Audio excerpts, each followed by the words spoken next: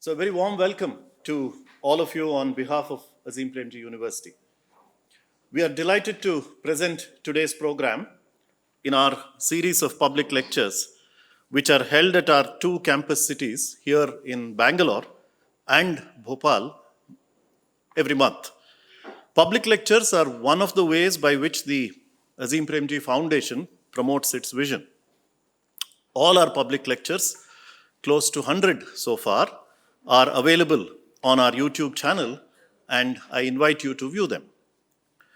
I know you come to our public lectures because you are well-wishers of Azim Premji University and invested in the education and development of the country.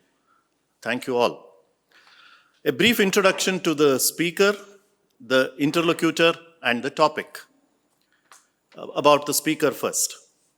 Professor Vijay Raghavan's CV was part of the invitation, so I'll only pick the highlights. Vijay Raghavan is the Homi Bhabha Chair at the National Center for Biological Sciences. He has previously served as the Principal Scientific Advisor to the Government of India, some of it during the crucial COVID years. Professor Vijay Raghavan continues to be involved in science, technology, and innovation in all sectors while pursuing his research in his laboratory here in Bangalore. Several honors have come his way. He was elected a Fellow of the Royal Society, and I'll just make a short detour here. We have another member of the FRS in the audience here, and we are privileged to have you with us, Dame Wendy Hall. And so there are two people here today in the audience who have signed in the same register as Sir Isaac Newton did. So, Professor Vijay Raghavan is also a foreign associate of the US National Academy of Sciences. He was conferred the Padma Shri in 2013, and he is a recipient of the Infosys Prize in the Life Sciences category in 2009. Our public lectures follow a format where we have the speaker deliver their talk, and then one of my colleagues from the university engages the speaker in a short conversation. Today it will be Venu Narayan. Venu co-leads the Technology for Social Good initiative at the Azim Premji Foundation and has previously been the founding director of the School of Arts and Sciences at our university. Venu also co-founded the Center for Learning, a very well-known school here in Bangalore. Please join me in welcoming Professor Vijay Raghavan.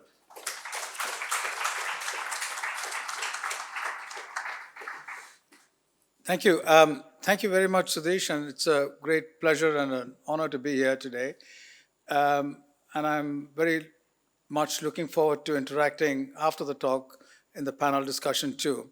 One of the dangers in a topic such as what I've given is that there is a good chance, and I see that's unfortunately happened, unfortunately for me, that there are more experts on this side than on this side, on everything I'm going to talk about. And so that means that, I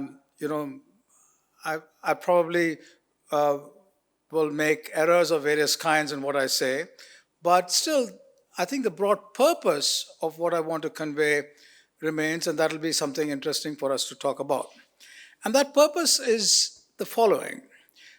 For thousands of years, people have predicted doom of various kinds, and human innovation seems to have constantly gone, circumvented those problems or leapt over those kinds of problems.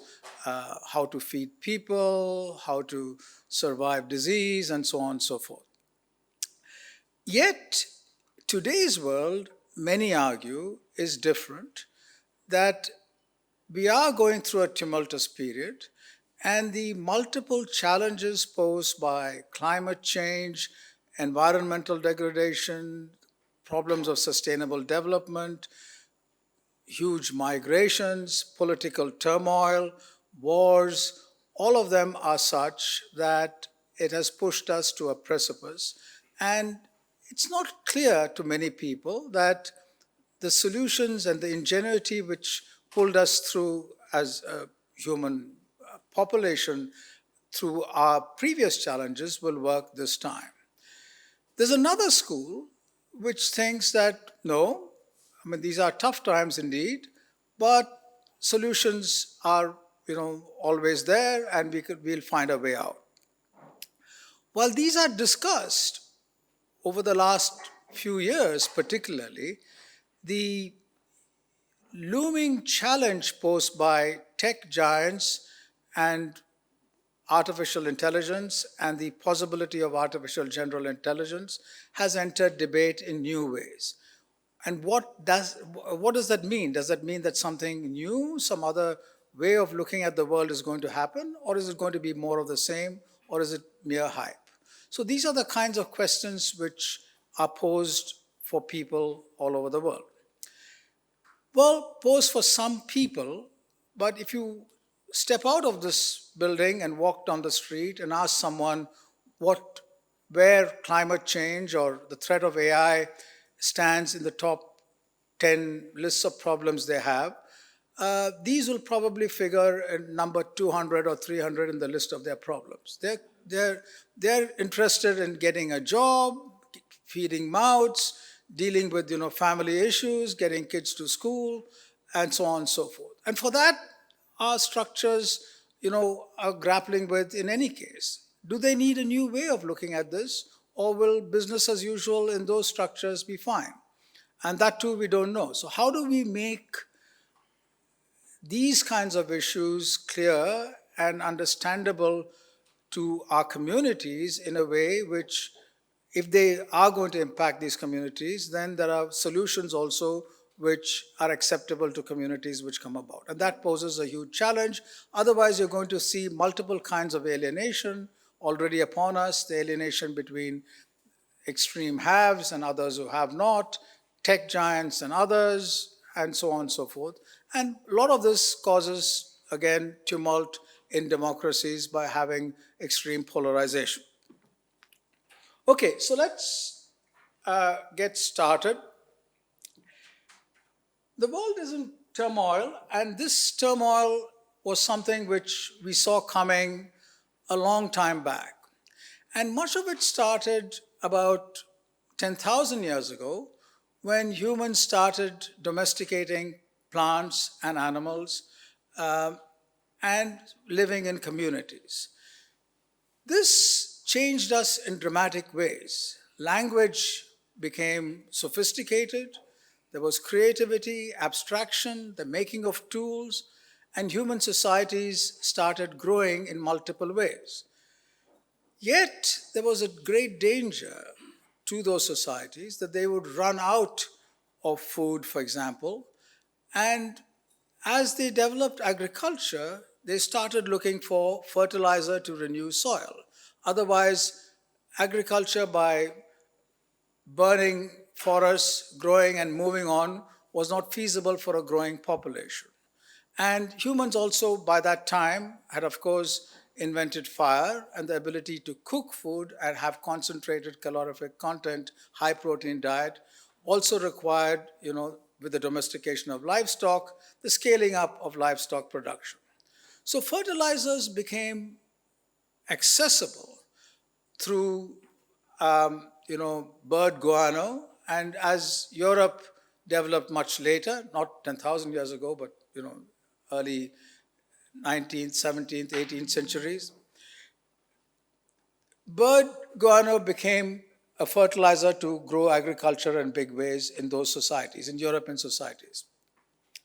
That ran out, and then mines in Peru and in China provided phosphate fertilizers, and that started running out. Until in the early 20th century, two German scientists, Haber and Bosch, pulled nitrogen out of the atmosphere and through what is now known as the Haber-Bosch process, made ammonia. And that allowed the making, on one side, of ammonical fertilizers, which allowed people to break out from limits of population growth because food became abundant. And on the other side, allowed the creation of chemical weapons, which symbolized the dual use to which science could be put. And this has been the perennial challenge of science, innovation of all kinds, which has allowed humans to survive against all odds, but at the same time causing devastation in multiple ways. And it's not science per se which causes this. It is our politics, our society, our economics, our culture, which all uses science and technologies in these interesting ways, with scientists, of course, being part of the whole ecosystem. So let's first go through, and by the way, the introduction said I'll talk about Indian science first, but I've moved that to a latter part of my talk. I'll first summarize how the world has changed in terms of climate and environment, and then talk about how new technologies have come about, and then finally end by talking about how Indian science shaped over the last, from the beginning of the 20th century, how well poised it is or not to deal with the kinds of future we are heading to. So this is Earth's temperature, and I don't know whether you can read the x-axis over there at the bottom, but the mean temperature above the baseline shown, the flat baseline shown, has been going up steadily over the past several decades. For example, the rate of warming since 1982 is more than 3 times as fast as earlier, and it's about 0.2 degrees Celsius per decade. 2023 was the warmest year since global records began in 1850, and that too by a wide margin. And it was about 1.18 Celsius above the 20th century average of 13.9 degrees Celsius. So the 10 warmest years in the historical record have all occurred in the past decade. So this is something which is quite stunning. And the way Earth's surface temperature is measured by multiple parameters over a long time is pretty amazing, and that's another talk about how science can make these kinds of measurements and give us these facts for us to see and then to decide what's happening. Now that's also true about, another aspect is about global sea level rise. And that's again going up. And if you look at the predictions which were made around 1990, and you go through some videos, Al Gore, for example, and several others, they talk about how in 2010, there's going to be disasters of all kinds. And people today point out, my God, that video said that this kind of a disaster is going to take place, and it didn't happen. So there are examples of predictions which are more severe, but if you go through the actual data, you see that they covered a wide range, and the current situation was sea level rise, for example, which is about 8 to 9 inches, that's about 21 to 24 centimeters, since 1880 is rather substantial. And in 2023, the global average sea level set a new record high of 101.4 millimeters above 1993 level. So this is a problem, and sea level rises vary across the world for a variety of reasons, and the rate of global sea level rise is accelerating and has more than doubled per year throughout most of the 20th century, up to about 0.14 inches per year from 2006 to about 2015. So sea level rise is going to be a big problem going forward. Is going to be a big problem in our eastern areas, particularly in Bangladesh, but also in the West Coast. It's going to be a severe problem for the Pacific Island countries. And the question is, what can we do about it? And that's something I'll come to. Now, in addition to that, these rising sea levels and extreme flood events, which we have seen all over Europe and America recently, parts of India regularly, whether or not they are attributed to climate change are a very serious practical issue. And it's clear that the frequency suggests that many of them can be attributed to climate change. Much of our urbanization and our growth of cities has taken place in a manner which has not taken into consideration these aspects. Construction has taken place hugely in attractive seafront areas or on riverbeds, and that's caused the kinds of floods and problems which we see regularly today in India, in Europe, in America, parts of China recently. So this is a big challenge on how to deal with urbanization, the growth of cities, and then finally, how does that lead to either mitigation or adaptation in our policies. Another aspect, and this was starkly seen more recently in the west coast of America, and there in the Los Angeles area, and this picture is from an earlier one, again from that area. Changing climatic conditions result in new wind patterns. That combined with dry heat can dry up grasslands very rapidly. And a mixture of that and unseasonal rains result in more grassland which dries up, all ready for a spark to trigger huge fires. And this keeps happening periodically. And this is something which is difficult to predict where it will happen and when it will happen. People are often criticized for not being prepared for such events. You can be prepared for something which is 10%, 20%, 30% more than what your capacity is. But when something happens which is threefold or fourfold your capacity, then there's a big challenge. And this is going to happen with greater frequency. If there's one part of India which is extremely vulnerable and a part which is very critical for all of India and indeed all of monsoon patterns and pretty much all the world, and that's the Himalayas. The Himalayas feed in water to the Bay of Bengal, and that is a very big factor for sustainability of ocean ecosystems.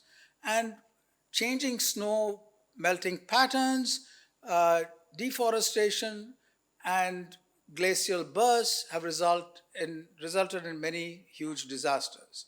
That combined with human populations which want greater access, greater energy from hydroelectric power, all of that pose difficult contradictions to resolve, and that results in a situation where disasters of this kind, as in Uttarakhand, are likely to keep happening.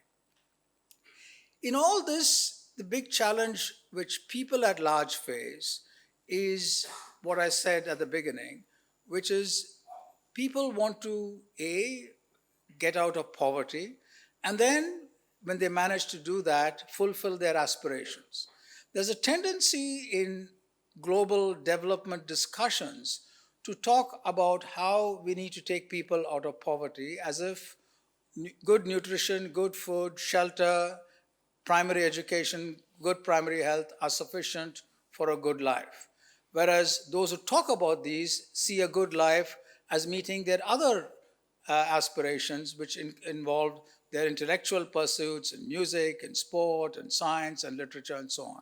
If those pursuits are also to be available to people at large, we have a big challenge.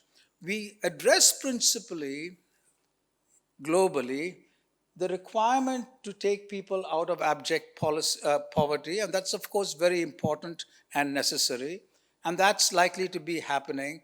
But coming out of that abject poverty and living in conditions where your social, cultural, and intellectual aspirations are not met are also a very, very big challenge. So this is the situation the world is in, or at least was in till a few years ago, or at least last year, when rather dramatic political changes in America and the culmination of changes or the peaking of changes happening in Europe have turned everything upside down.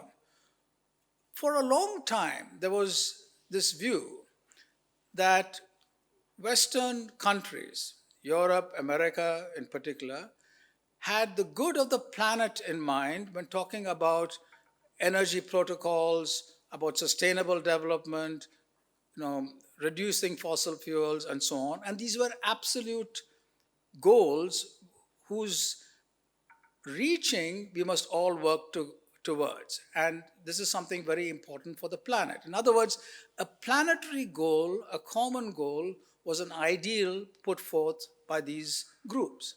And all of a sudden, that seems to be flipped by a statement, drill, baby, drill. And we are now in a position where we're supposed to look after each of our national interests, right? What does it mean for common goods? Suddenly we have an enormous challenge, enormous tragedy of the commons. And that is fundamentally what we face today. How do we deal with public good in a situation where there's great pressure, understandably, for development, sustainable development and growth from the perspective of large communities which feel left out and say, left out of development or of jobs, and they want these things first. And to them, all of these other global issues can be dealt with later. Let me go back to how we came to this situation and then talk about how we can potentially deal with this from an Indian perspective. Because India's perspective, how did we get here? And we have a rather peculiar situation. I mentioned about our state 10,000 years ago. 10,000 years ago, humans, our pets, and our livestock constituted 0.1% of terrestrial vertebrate biomass. So cows, dogs, monkeys, donkeys, us, were 0.1% of vertebrate biomass, lions, tigers, and so on. Today, humans, our pets, and our livestock constitute 98% of vertebrate biomass, right? Most of them are chicken. Yeah. So how did this come about? We were a species whose entire focus, our ancestors, this is from the movie 2001, A Space Odyssey, our ancestors, not this one, were intent, as all other organisms on Earth, intent on survival and nothing else. That's what mattered. Then something absolutely stunning happened to us as distinct from other organisms on Earth.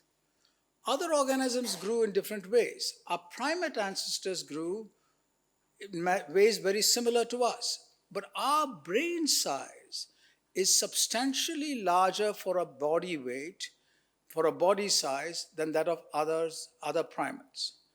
We have been able to eat high-calorie food in such a manner that allowed our brain to grow, and fortuitously, that allowed the brain to be a massively parallel supercomputer which is over-designed for just survival. It can do lots of other things. That combined with mechanical engineering, our ability to speak and articulate, our ability to oppose thumb and forefinger and make objects and make instruments, changed not only us and our communities, but changed the world. We moved from being mere survivors on the canvas of Earth to those who wield the paintbrush. The entire future of the planet now depends on us. In 2001, Arthur Clarke imagined some extraterrestrial object coming in and converting this ape brain into what is now a human brain by perhaps injecting some kind of a software. But that's not what happened at all. But what happened is something very similar. The hardware of our brain is exactly the same as it was well before 10,000 years ago. But 10,000 years onwards, and particularly for a few thousand years from now, we started getting better and better at software development using the same hardware, and therefore we evolved enormously rapidly culturally while our biological evolution didn't take place at any significant rate. So the memes we transmit, the ideas we transmit, the abstractions we are capable of has transformed us, the way of thinking, and the planet as a whole. And this is rather dramatic. No other organism on Earth is able to make a telescope, send it out to space, and find out how galaxies are made. And that's a very strange thing. Maybe there are other such organisms elsewhere in the universe. We don't know. It's quite possible they're there. But these are strange pursuits, and they're not the pursuits of organisms which are used to merely survive. These are non-survival based pursuits. And therefore, when this organism is threatened with survival, it also has the capacity to completely ignore that. Humans are very strange in that they're the only organism, perhaps, which can contemplate the idea of death and destruction and elimination. But we are also the only organism, perhaps, who can, after contemplating all of that, say, nope, I'm not going to look up, everything is fine. So this is the James Webb Telescope, absolutely stunning. And just that there are huge advances in manufacturing and space technology and nuclear power and all sorts of chemistries and physics, there have also been enormous changes in biology. In trying to understand nature's engineering, what happens all around us in geology and biology and ocean science and climate science and so on and so forth, we've also become engineers of nature. So this is something rather extraordinary. And by delving deeper and deeper into understanding biology, we are capable of extraordinary biology right now. Synthetic biology is very powerful, but also, like artificial intelligence, poses both enormous opportunities and potential pitfalls and threats. So that's another area to look at. Now, what happened at the start of the Industrial Revolution was something interesting. It was focused rather substantially on manufacturing, the development of products which were marketable, and rather primitive computing methods which in no way, they seem extraordinary from today's perspective.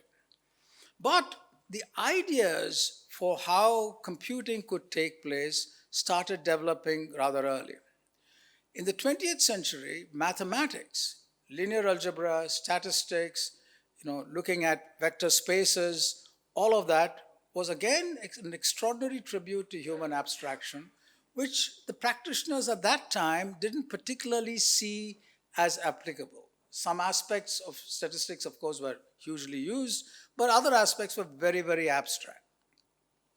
During the Second World War, computers, typically humans, were involved in breaking the Nazi code. They were very important in ending aspects of the war rather earlier. And one of the most famous people involved in those efforts was Alan Turing. And Alan Turing, as many of you here know extremely well, came up with the ideas of the Turing test to check whether any of you are actually machines or not, and also about computing. Those kinds of technologies became more and more feasible to move from abstraction to reality as computers became bigger, faster, and very, very powerful in a variety of ways. And therefore, the ability of artificial intelligence to move from narrow tasks to more general tasks is going ahead by leaps and bounds. And there are, of course, many schools of thought. Those who talk about artificial general intelligence and taking over the control of human societies or substituting entirely for human tasks, which include abstractions, poetry, literature, and so on, as unlikely, and the other who say it's only a matter of time. And there are important conceptual debates on this, but the fact remains that the power of artificial intelligence has grown by leaps and bounds and are principally in the hands of big tech companies, which have also similarly grown. Now, that power, the question remains, is that supposedly fine to modestly regulate by governments? Are they regulatable at all by governments? Do you need new ways of looking at those kinds of regulation? And Wendy here is an expert. I was good fortune to have a discussion with her just before this lecture.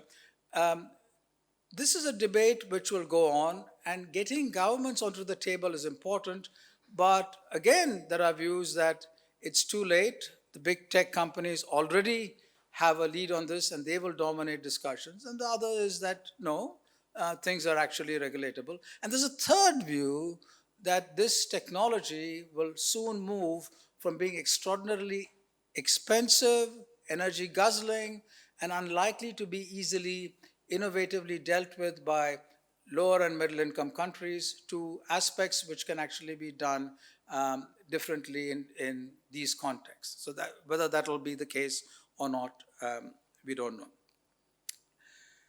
Good. I will now go to discussing about where Indian science is in all this. And debates about Indian science typically go in the following way in your living rooms or outside is, wow, this happened today in America or in Britain or in China, and why can't we do it? We are in a big mess, we'll never catch up. Or, look at China the way they did it, why can't we do it that way? Or why can't we do it the American way? And so on and so forth.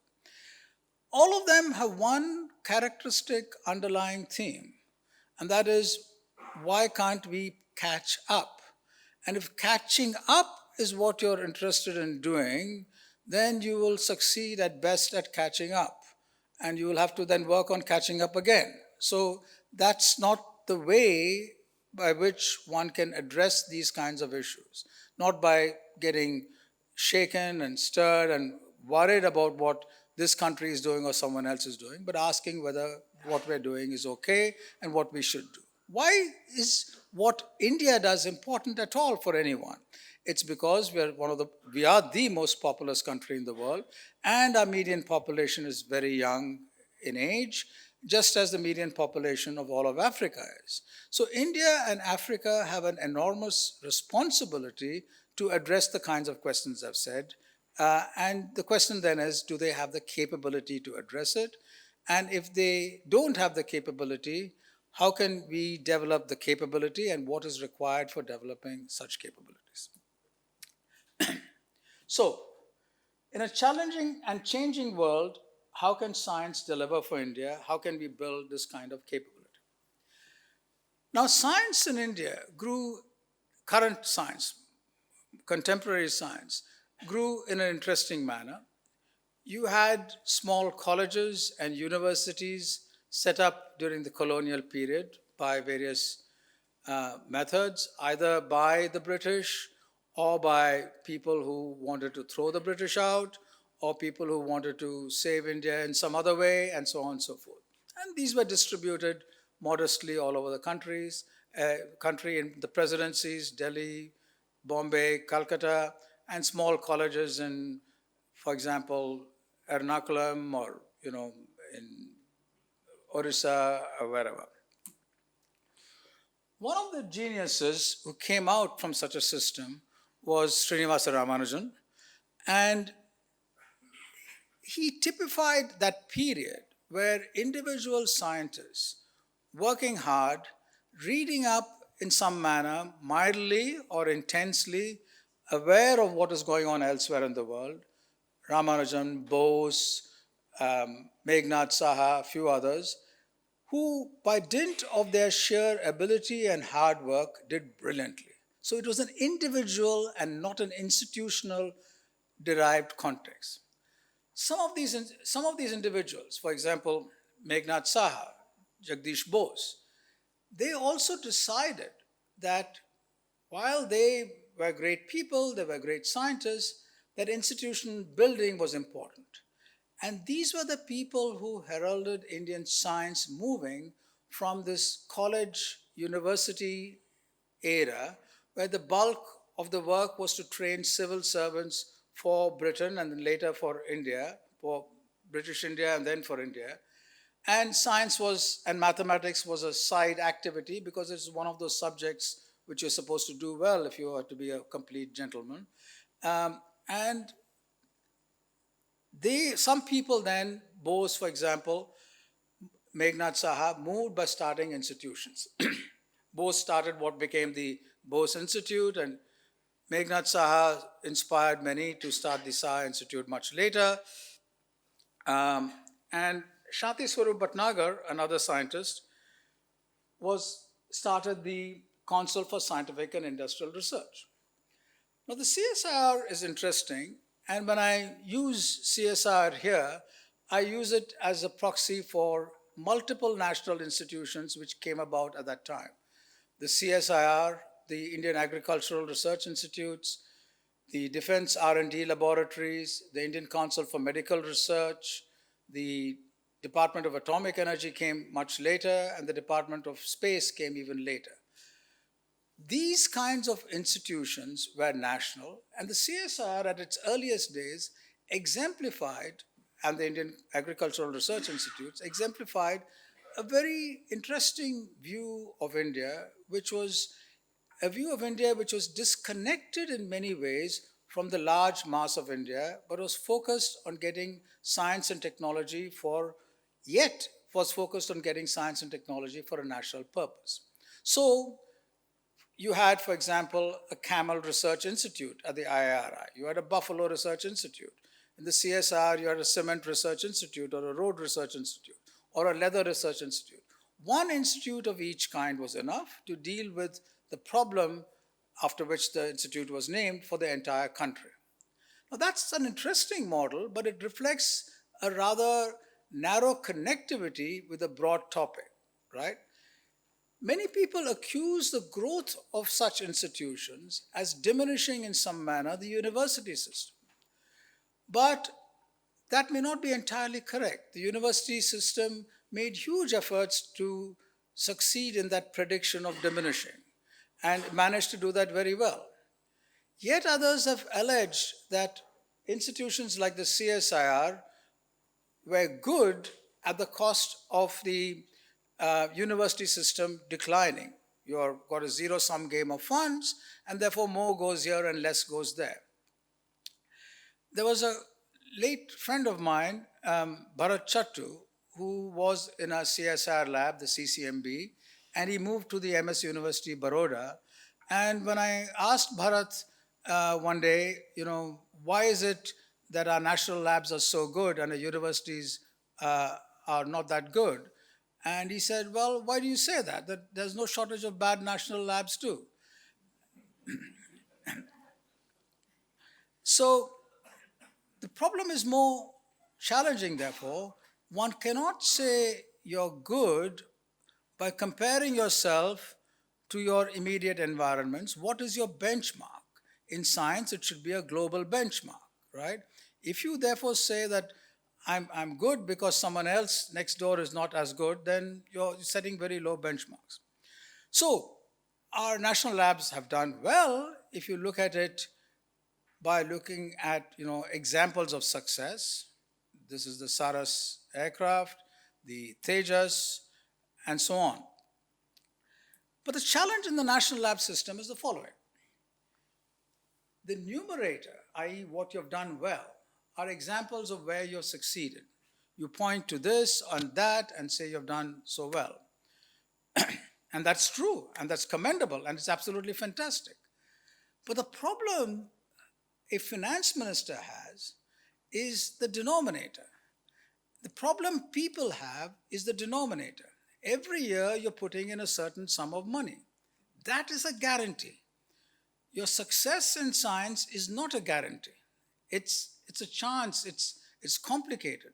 But what is a guarantee is that you get a certain amount each year, and your expectation from people is increasing every year. So your denominator is going up, your numerator is very small, and therefore when people look at these organizations as a whole, they say, they're right in saying, questioning, what have you done for what I've put in? And these organizations are right in saying, I've done all these wonderful things. But, a little bit of delay and a little more money, just wait on a little bit, and the world will be great. Now, that was fine as a 20th century philosophy. Today, the world, as I said, is in a crisis, and the question is that approach feasible? When money is short, do we need to look at things in a new way? Now, if developing capability, for example, if you are interested in defense, you would want our defense capabilities to be of a certain kind. What chance do we have in a reasonable time frame doing what we are doing now, the way we are doing it now, with the kinds of resources and capabilities and competence and comprehension that we have now, to have indigenous defense capabilities of a certain kind, not to cause war, but as a deterrent. Supposing that is your goal, what chance do you have of achieving it the way you're doing it now? And one will have to be frank and say very little. You'll have to have new ways of looking at it, particularly because the spectrum of possibilities have also changed enormously. And this is just for defense, but the same holds for jobs for people, for health, for agriculture, and so on and so forth. So what does one do? So if capability is the goal, what is the route we have to relatively rapidly, or at least in a reasonable time frame, to get that capability? And for that, you need a broad-based competence, but you also need comprehension. It's possible to import technologies, import methods, import processes, and do all the right things and have enormous competence. That enormous competence you can see if you go to just outskirts of Bangalore, or you go to the Agricultural University campus where our labs are. You will see fantastic termite hills. That's extraordinary competence in air conditioning, right? But there's no comprehension. Termites don't know what they're doing. So we can copy technology and have great competence, and we can partner and have competence, but we need to also have comprehension in developing technologies and solutions. So that's a big challenge. Comprehension cannot come about without creativity. You need to have creativity, and for creativity, we need to both focus on real practical problems, but also at the same time, and this is a big challenge, focus on allowing creativity to flourish. And they seem antithetical. Creativity requires support without question, and addressing current problems requires very focused support with focused solutions. All of this needs to be done on scale. There's no point doing it well in your little backyard and having nice organic farming and a good solar roof and being sustainable and proving, look, I've done it. Those days are gone. Today we need this capacity on large scale. And how does one possibly do that? Now there are examples from Indian science where this was done against enormous odds. And it's puzzling to see how this was done despite enormous odds. Here's Dr. Ramarao on the right with Yusuf Hamid on the left of CIPLA. Ramarao was at the National Chemical Laboratories and the Institute for Chemical Technology later on at Hyderabad. And he took a drug which was available for HIV/AIDS and had a new process to make it, and made that extraordinarily inexpensive, gave it to Yusuf Hamid of CIPLA, who saved literally millions and millions of lives in Africa and all over the world, right? This was extraordinary innovation. People sniff at that and says, oh, he knew the end product, he just made a new process. Good, that's it, but try doing it yourself. It's not easy. Try jumping with a solution, catching someone, a pharma company, and getting it, and the pharma company needs to have the daring to get this done. Not easy. Comprehension on what to do for science and society. Homi Bhabha is another interesting example. And while he's well known for setting up India's nuclear power and nuclear sector in a big way, he also set up the Tata Institute of Fundamental Research to have a situation where there's a major fundamental research exploration which allows the best of science and technology to be created and absorbed from all over the world, so that critical sectors such as the nuclear sector and other applied sectors can benefit from the creativity which is there all over the world. And that creativity comes from nurturing originality, from having both hard work as well as inspiration by interacting with the whole world, have an openness to interaction. It doesn't come by hunkering down and doing things. You have to have enough time for tea and chatting and relaxing and thinking. And most of all, and most important, and this is counterintuitive, you need to be able to spend a significant amount of resources for things which are obviously useless. If you don't do this, everything else goes for a toss. You will be a termite hill. And this is something which we are unable to talk to people. Scientists are very bad at conveying this. But if you don't have the time and effort to learn about mathematics, music, dancing, and chemistry and biology in a way which is really not purpose driven, you are not going to succeed in solving all these problems. And we need to do this in a country this size. So it is important to feed our people. It's important to get them out of poverty. But it's also important to give them the time, the space, and the luxury, which we think is the luxury, of being able to dance and think and sing and do mathematics. That should also be added in a sustainable development goal as critical. And we are not doing that sufficiently. What we've done is something interesting in terms of building capacity. I'll go through this rather fast.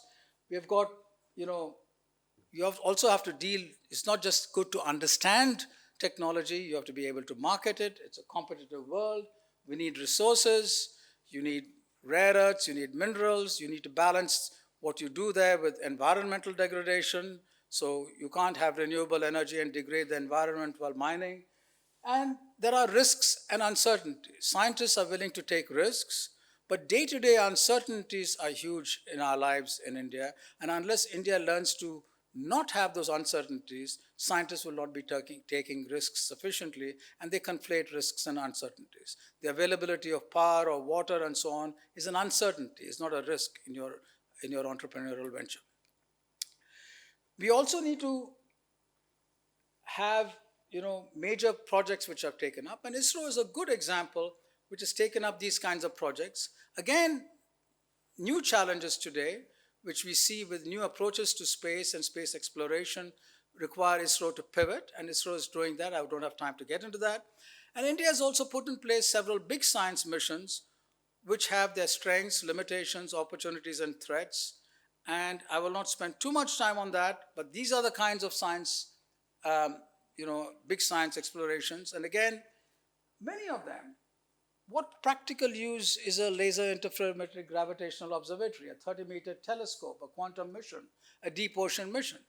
These build science and technological capability, but unless they have a deeper connect with our societies and unless they are benchmarked at the best international level, they have the danger of sinking into a me too, I've already done that. So this is the LIGO. There's a huge Indian laser interferometer gravitational observatory coming up in Maharashtra, and that'll be at the cutting edge of vacuum technology and laser technology. There's also, many years ago, India, Govind Swarup started the giant meter wave radio telescope, which is again, completely designed and made in India, which is functioning. It's a really top quality radio telescope. And that's an example of how that helped Indian industry in these sectors grow. There's a major quantum mission which is going on now, and I'll discuss that later on if you have time. A deep ocean mission, and so on. Now, good, so you have all these exciting high-tech things happening. You have, all sorts of challenges in the world. How are we going to link India's capacity, potential capacity, to address global issues? The fundamental secret, which I haven't told you so far, is 90% of our research support, including space, atomic energy, everything, goes to places where 10% of our students go to. 90% of our students go to places where there's no research support or very marginal research support. There are new ventures which are ostensibly are going to try to address this. They are very powerful methods, and if successful, they will be transformative. One of them is the Anusandhan National Research Foundation, which aims to invert this situation. It's a long haul and requires a lot of resources and good management, and we should all wish it luck. But unless we have our science research being done in a wide way, part of it purposeless, part of it purposeful, we are not going to address these kinds of matters. We have got enormous capacity in a very narrow sector of our country. We need to broaden that footprint to the rest of the country. Let me end by giving you a distribution of our national laboratories, central and state universities. This is India. These are the laboratories of the Department of Science and Technology. These are the laboratories of the Department of Biotechnology. These are the laboratories of the Department of Agricultural Research and Extension, of the Department of Health Research. These are the Defense R&D labs. These are the CSIR labs. Extraordinary capacity and capability. All of them what I would call a short walk from India. These laboratories have taken brilliant young people, trained them well, and done extraordinarily well, all said and done. And there are challenges, no doubt. But are they going to be effective in transforming India going forward and transforming the world, helping transform the world? Here are our central universities. Their research, there are about 75 of them. These are centrally funded. Their research support needs to be ramped up enormously. That's not easy. This number is nothing compared to our state universities. There's even less research happening there, right? You can always say, oh, but they're difficult to manage and so on and so forth. But, well, the whole country is difficult to manage. These are solvable problems if we address them. So, if we invert a situation where each of our national laboratories for each of these agencies are connected to our state universities and to our central universities hugely, then there's a potential for creativity to be unleashed. And that's the goal of the National Research Foundation, and that's what they would like to achieve. And whether that is achieved or not, it's a big challenge, but the attempt is a very important one, and let's see how that goes. So for capability, a path to success is enhancing the breadth of all of this. My last slide is one of Rodham Narasimha from Bangalore. He was the director of the National Aeronautics Laboratory, now the National Aerospace Laboratory, a professor at the Indian Institute of Science in Aeronautics, the head of the National Institute for Advanced Studies and a professor at the JNC, a scholar in ancient Indian science, and an extraordinary fundamental researcher in turbulence and fluid mechanics, a fellow of the National Academy of Sciences of the USA, a fellow of the Royal Society, one of our most brilliant minds. And this one individual took on the task of shaping Indian aerospace, as well as doing brilliant fundamental research, as well as contemplating about important cultural issues. If in each of these places, in our state universities and our colleges, we could nurture in a 10-year period 10 such people or 100 such people, then we would have been able to not only transform India, but also transform the world. Thank you.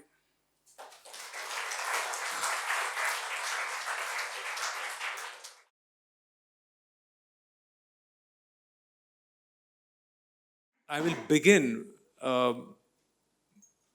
because you began at a probably a global or even what I could call a cosmic view, and to reach where the kind of tumultuous time we live through today.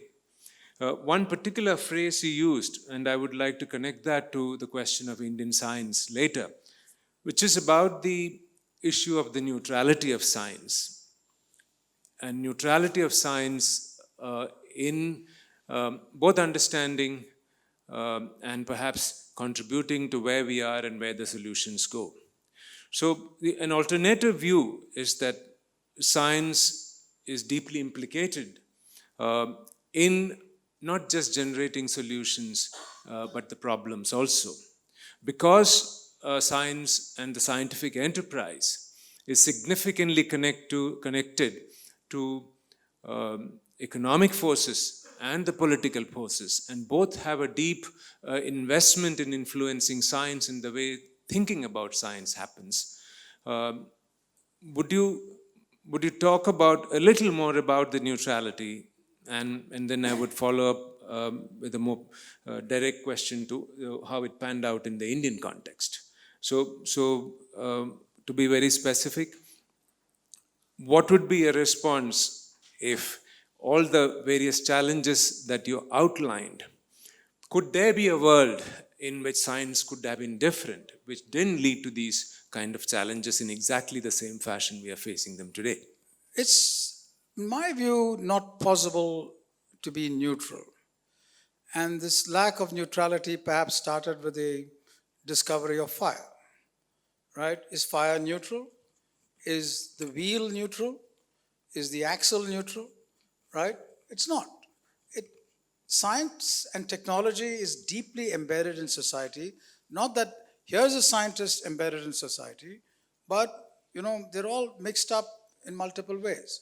So that kind of a neutrality is not there, and people don't worry about it typically, except when either in hindsight or with some foresight, really unusual events occur. One of them was America's decision to speed up the making of the atomic bomb in a letter which Leo Szilard persuaded Einstein and others to sign and sent to the President of the United States. These very same scientists, many of them, not all of them, after the bomb was dropped in Hiroshima and Nagasaki, and later on, became peaceniks against nuclear bombs. So you have that example. I gave you the example of the Haber-Bosch process, where it's completely transformed the world of agriculture. Half the nitrogen in each of us comes from the Haber-Bosch process. But, it was also an instrument of making chemical weapons. So that's the fact, that's what happens. What would have happened in a counterfactual situation if you decided that if Enrico Fermi decided that his insights into fission or the others, experimentalists who wanted to make the bomb, decided not to make it? Well, their argument was there. This argument was there. It was that if we don't do it, others will.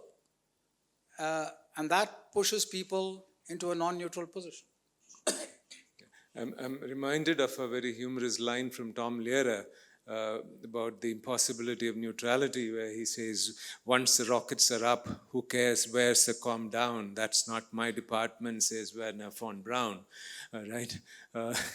So I'm linking that to the question of the Indian context. In many ways, India's post-independence scientific policy was perhaps a balancing act between the universalizing claims of science and the very specific contextual needs of a poor, impoverished, emerging post-colonial society. So you mentioned the question of what should the benchmarks be. Would you say that Indian science and scientists have arrived at a set of benchmarks, starting from the institutional growth of the of what you could call Nehruvian science, to arrive at certain benchmarks that are appropriate for this particular society? And where did we succeed and where did we fail? The standard response which scientists more or less legitimately give when asked this question is they shy away by saying your funding was inadequate, your rules were oppressive, uncertainties were high, and given all of that, we've actually done better than bureaucrats or politicians or economists or engineers and so on and so forth.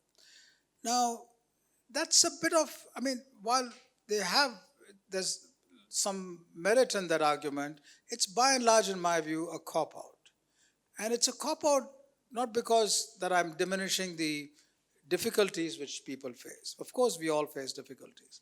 But that's precisely the point, that given all the difficulties we have, could we have done a lot better? And in hindsight, yes, which is not to deprecate what's been done. But in hindsight, I think we could have done a lot better. And therefore, that's a lesson going forward. What could we have done? So, for example, if you take our medical research, it's been confined to, different kinds of approaches in epidemiology, for example, or in disease management, which have not scaled. They were very valid and valuable at a time in the 1960s or 50s when, access and technology were different and the population was much smaller. So we've not jumped up into new ways. Industry has actually embraced that enormously, and therefore there's an opportunity today linking the computer industry and the discipline-oriented science domains in health or agriculture or wherever to look at both delivery and the analysis of problems and their solutions. And a lot of that is actually happening. So I'm optimistic that there's a potential for institutional structures, both the public structures and newly growing private ones, to rejig themselves with integrating new technologies into addressing the problems. But no, we have not addressed those problems sufficiently, though it's important to keep in mind we have addressed them well compared to many other countries and even on an absolute scale. Our vaccination programs, our maternal safety programs, our life expectancy at birth are dramatically different now from 1947. So we should not diss things just because we see difficulties in the way things are. If this were 1947, then most of us would be slightly dead. So a quick follow-up on that. Post-independent scientists and scientific institutions had what you could call were on the right hand of political power. There was a sense of trust and faith in science and technology as a kind of potential source of solutions for India's problems. Now, especially in the case of technology or as applied to, let's say, poverty reduction or economic growth, it could be argued that the expectations didn't pan out.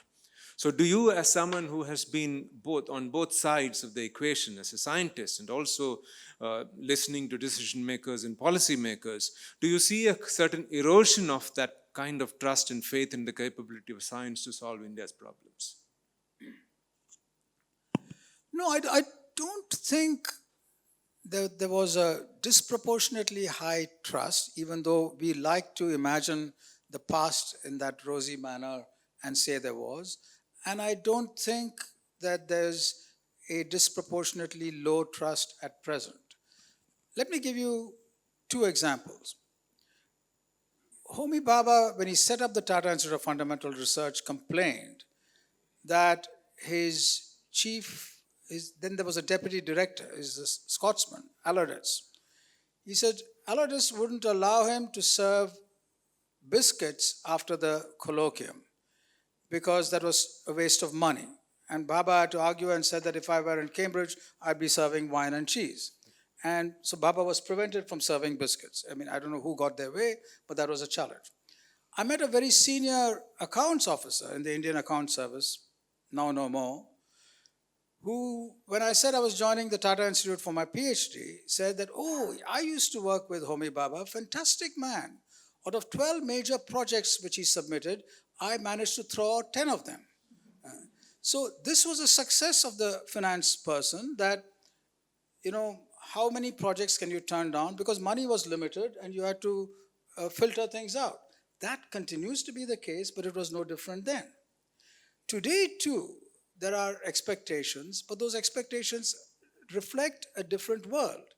At that time, science was very different, and as I said, science today is very different. So the kinds of people who people in government interact with are technologists familiar with telecommunication, wireless, artificial intelligence, biotech, and it's a distributed system. It's no longer, a handful in space and so on. So that's the difference. But those who are there, it's not a question of having trust or not. Delivery is a challenge because the pot which has to be distributed is a zero-sum game. There are multiple huge demands on it, and that's always a problem. And it's a much, much bigger problem now. So in this context, would it be right to say that the scientific institutions and scientists paid, because of the focus on the state as a source of sponsorship and funding, much less on the potential of Indian industry and economy to support science and perhaps even nurture scientific research. And was that a problem, or do you think that the scientific institutions tried their best? Yeah, there has been a disconnect between the growth of industry, the needs of society, and the growth of scientific institutions. There's no doubt about that, and skirting around that doesn't help. But that said, the extraordinary growth of industry in many ways, capability in industry, the extraordinary competence and creativity in our scientific institutions, which there's a wall around that. If that wall can break, then dramatic change can happen. That kind of breaking of the wall is happening in certain sectors, in certain places. IIT Madras's research park is a tremendous example. That's happening in leaps and bounds. There are areas in biotech in Bangalore where that's happening. It's happening at IIT Delhi, in IIT Bombay. It needs to happen on a much larger scale. So the understanding of science at every level, that capability is immense in India, in every sector. The execution of that understanding into practice in a changing scientific world is a challenge. And the translation of that practice into industry is even bigger challenge. These are challenges in Europe too. The kind of innovation and drive which you see in America is difficult to see in Europe, and Europe envies that, even though there is a lot of it happening in Europe now. So, but as I said again, this part of the 21st century is different, and it requires new approaches and new ways of dealing with it. And that gives me a certain segue to come to the issues of capability that you talked about. But where, even with our limited resources or limited institutional capacity, the kind of development of capabilities manifested in individuals and people, would it be right to say that the Indian economy and society did not derive the full benefit of those capabilities? And in many ways, the reference group for those capabilities were the West. And it was to the West that many of these people were headed, right? And that, the so-called brain drain, what could Indian science have done to prevent that? I think India was extraordinarily wise in not preventing a brain drain, right? It's not, I would not call it a brain drain. America is the principal beneficiary of that. And America's greatness in science and technology and many other aspects, despite what we see happening, America is a great place. That comes entirely from its welcoming of talent from all over the world. That's the American ethos. The British ethos is to have tea 2 times a day, think hard, and get much more for your buck than is possible, right? The Chinese ethos is different. The Russian ethos is different. We need to develop a way by which we introspect, look at what our moorings are, and see how we can do superb cutting-edge science. And that's feasible. There's sufficient amount of quality in the country which can address that, and it's been demonstrated in many areas, in public health, in IT, and now it should be demonstrable in other areas. Some areas are a very long haul and require a huge amount of money, and if it's a long haul, it's good to start now. If you want to make a passenger jet aircraft, then it's a long haul before you're a Boeing or a GE or a Rolls-Royce, right? It's not going to happen overnight. That requires huge investment, huge planning, huge capabilities development, and so on and so forth. But there are many other areas where the capability to bore through the mountain of excellence and go to the other side is something which is feasible. That's the beauty of science. So that feasibility, it has been said that the India's problem of converting potential to capability, as you put it, faces an infinite regress.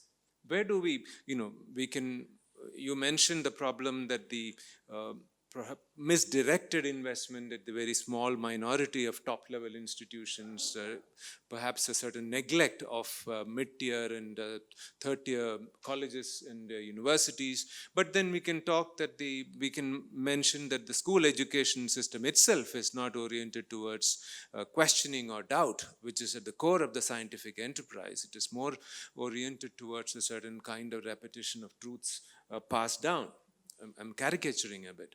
Now, given this complexity, right, how do we place the fundamental educational question of developing capabilities, and how do we make it tractable?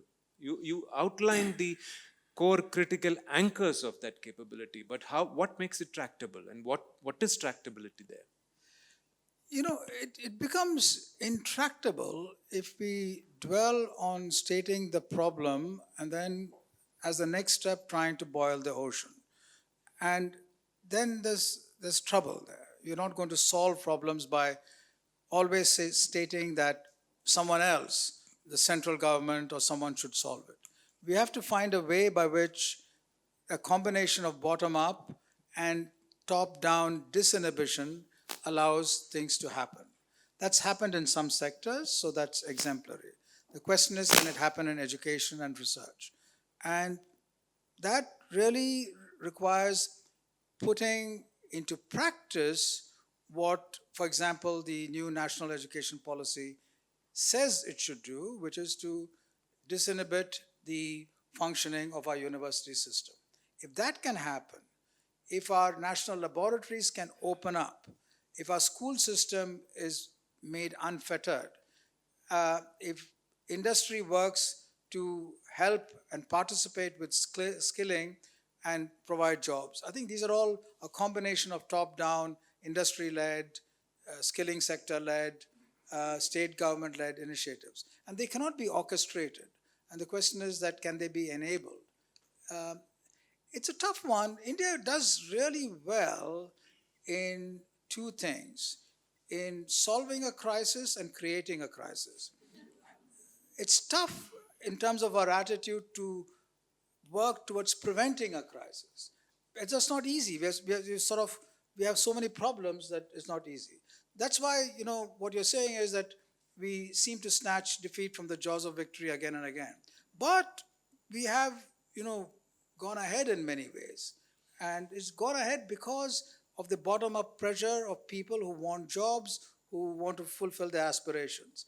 And therefore, if reagents are available for them, I think that's a solution rather than a top-down. So, in this process of being waved to. Yeah, so last, perhaps one more question to wrap it up. This particular educational challenge of expanding the possibility of science and scientific thinking through education. One is the role of scientists and the scientific establishment in reaching out to a broader society. The cultural interface of science, which arguably has been rather weak. Indian scientists, it could be argued, that have really not reached out to the public the way, for example, in the US or in the West. The public communication is a central aspect of the scientific enterprise. And that, would you see that, and also a certain resurgence of anti-science in the public at large, in some way connected? And what is it that can be done to counter everything in your own field, in biology, in medicine, in biotechnology, and the interface of that with the state and the political processes? That's a vexed issue. I don't expect you to be able to outline all of that right now. But can you say something about that? No, all of these are critically important. That there is no communication or poor communication between scientists in India and our societies is a deep problem and comes from a rather deep lack of connect with the science we are doing with social purpose of various kinds. it's not that it's completely absent, but it needs to be hugely more organic. The problem with it becoming organic is it becomes messy, right? Scientists want, if you want to create a space where excellence thrives, then the first thing scientists do or institutions do is to create walls, right? That allows the building of excellence.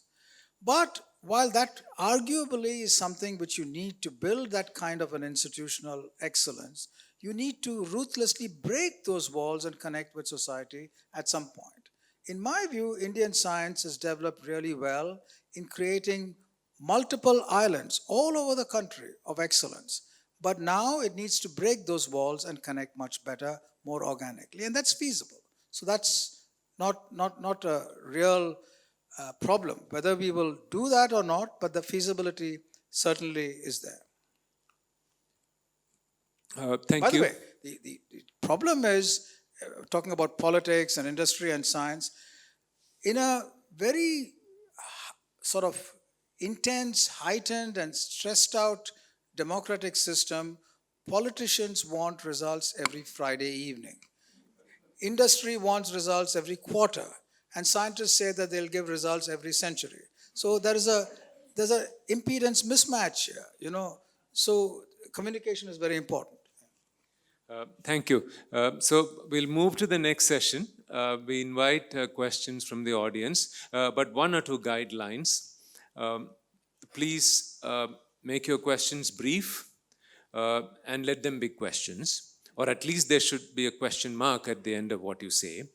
And let's give the speaker much more time to answer those questions, and you should take as little time as you can in asking those questions. Thank you. Okay, I got a question for you. It's a specific thing. If you see mini nuclear power generators, you Google in the US, there are more than 10 private people, including an Indian, working on it. In India, it has to be through what you call that, until Baba BARC. Why don't you open up to the public to preempt you? Nuclear material for testing of welds is available even for a small scale industry. Is unavailable or available? It's available. If I have to check a weld for a very safety critical, you use nuclear material to test the welding, right? So it is available. So why not open it to the whole industry? You being in the government also. Was. So that an ex-advisor is for life and afterlife. Yeah. So, did you listen to the latest budget announcement? That had a major section on small nuclear power reactors. No. So there are two components to that. If you talk to people in the atomic energy establishment, right, they have the ability to make the large reactors, and for making things on scale, right now also, there are three ways we do it. One is collaborate, do it ourselves, collaborate with Russia, and collaborate with America, right? So that's opening up of the nuclear sector to industry. Now, with the budget announcement, the nuclear sector is to be opened up to small modular reactors also. That requires a change in the Atomic Energy Act, which will be tabled in Parliament soon, I understand, which will allow industry to come and the government to share the liability or take the bulk of the liability. So nuclear power is still a very small part of our energy portfolio, but the hope is that the expectation by these changes is that it will grow substantially. So my question is, given the power dynamics that exist between colonizing countries and colonized countries, could we say that the Indian mentality pertaining to catching up can be attributed to a previously colonized mindset? And do you think this mindset could ever be eradicated from India? I'm not an expert on that. I would have sort of guessed or inferred that that's a reasonable problem about 20 or 30 years ago.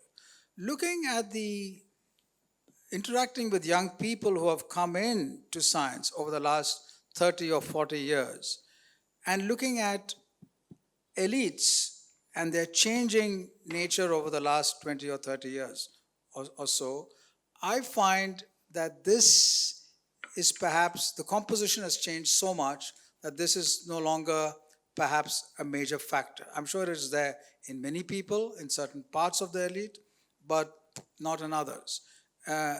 It's been replaced by a desire for national excellence and prowess and success that oftentimes looks at the opposite of what you're saying, which is to say that expertise which is connected internationally is therefore suspect, right? And that mindset also is now changing yet again with the appreciation of expertise. So these are evolving things, but I don't think a dominant colonial mindset is what I see. Yeah, I really enjoyed your talk. One of the things which you hit the nail on the head, that only 10% of students are going into these research labs and wherever research is going on. And then if you say how many of them are top quality, it's probably 1 or 2%. I believe there is enough brain power in India to do beautiful research. How can you change that? You know, this is a conundrum. And even amongst the elite institutions, right? Okay, so you could say, okay, you are a small fraction of the country, you have a large part of the funds, how have you done? And even factoring in all the challenges and difficulty of doing work, how have you done? So where does India stand in the world today? Now there are two views. One is, oh my God, nothing has happened, where is the next Ramanujan, is not there, and so on and so forth. There's a very nice book written many years ago by Stephen Jay Gould. And he asks, why aren't there any more Mozarts? And why wasn't there a particular baseball score broken? And he argues that earlier days, right, the wall of excellence was poorly populated, and it allowed geniuses from random places to come to that wall. It's your own intrinsic capability. Today, the wall of excellence is populated by huge institutional support and training. Therefore, it's extraordinarily difficult in disparate distributed ecosystems to be at that wall, right? And the second problem is that the wall is heavily populated. There are thousands and thousands of people in any given area who are absolutely superb. And therefore, one person from India is not recognized. At a time in the world when there were 10 people who are excellent, one person would be in India would be recognized. So in some areas of Indian science, mathematics still, condensed matter physics, string theory, albeit largely theoretical areas, there are really computer science, there are some superb scientists and superb contributions.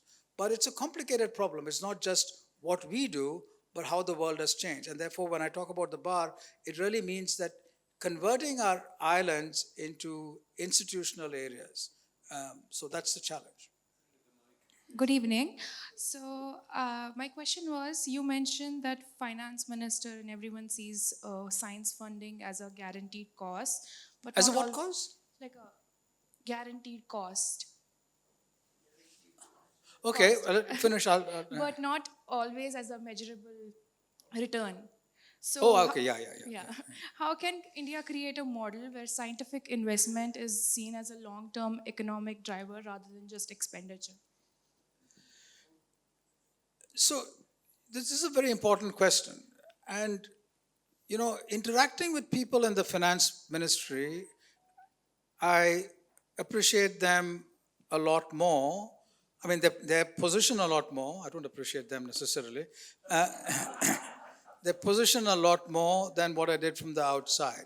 And no matter who you put on those seats, they will behave the same way. They have an extraordinarily difficult task. They have to manage growth with, distribution of resources, demands for, resources which have to be given for people below a certain level, and so on. So that's a big challenge. Now, from scientist perspective, I think it's possible to engage, therefore. There's, by the way, a huge amount of money for infrastructure, for social growth, for other kinds of projects which are more people oriented, all of which are anchored, their solutions are anchored in science and technology. But our condensed matter physicists or our string theorists who have great mathematical capabilities in addressing those issues, such as road traffic and so on and so forth, or our biologists who can address issues about pesticide use or fertilizers use, are not engaged enough. So there's money to be got by engaging in public projects, soiling your hands and doing useful things, but also leaving some time for doing important, what I call purposeless science. In the West, if you look at the history of science or technological development, the private sector made a huge contribution. For example, Bell Labs invented the transistor, and Xerox made a huge contribution to computer science, and more recently, IBM and Google are making big strides in quantum computation. Uh, do you see how do you see the private sector in India, and do you think that government can help it contribute more to the overall ecosystem? This has been a debate, and when often you ask people, why is India's percentage investment of GDP in science so low? It hovers between 0.6 and 0.7%, even though the GDP is growing substantially. The answer given is that most industrialized countries have 70% of their research investment done by industry for industry, whereas in India, 70% of the investment comes from government, right? Now, industry argues that for it to invest more for research, breaks should be given, for tax breaks should be given. And the government says, other countries don't have tax breaks, it's good for you that you invest in research. Now, the best analysis of this comes from a team led by Naushad Forbes, and he's done detailed analysis sector by sector.